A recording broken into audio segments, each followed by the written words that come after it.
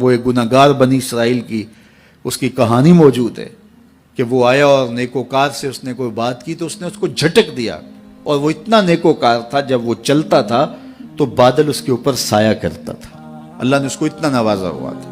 لیکن گناہگار کو دیکھ کر کے اس کے اندر نفرت کے جذبات پیدا ہوئے، اس نے کہا میرے سے بات نہ کر، پیچھے ہٹ جا۔ اللہ اکبر! تو وہ بیچارہ بڑا رویا کہ مالک میں اتنا گناہگار ہوں کہ تیرے پاک بندے مجھے اپنے پاس بٹھانے کے لیے بھی تیار نہیں۔ دل ٹوٹا، شکستگی پیدا ہوئی، کہا لیکن مالک تیری مرضی، اور واپس پلٹا۔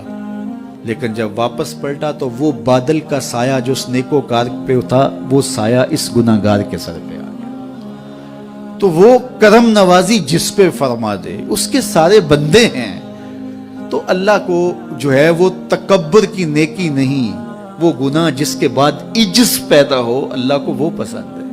وہ گناہ جس کے بعد توبہ کے جذبات ابھرے، بندے کو شرمندگی کا احساس ہو۔ تو مت ایسے بنے کہ 4 نمازیں پڑھ لیں تو سب بے نمازیوں کو حقیر جاننے لگ جائیں، تھوڑا سا کام کر لیں، صدقہ و خیرات کر لیں تو باقی مالداروں کو حقیر جانے لگے۔ آپ کو دین کے کام کی توفیق مل گئی ہے تو آپ دین کے ٹھیکیدار بن کے بیٹھ جائیں کہ میں اتنا بڑا جلسہ کروایا، اب میرے علاوہ تو کوئی یہاں مسلمان نہیں رہتا، میں ہی سب سے بڑا عاشق رسول ہوں اور میں ہی سب سے بڑا مسلمان ہوں۔ نہ، ایسا نہ کیجئے۔ اللہ نے آپ کو توفیق دی، آپ نے لوگوں کو دعوت دی، پتہ نہیں کس آنے والے پہ کتنا کرم ہوا ہے۔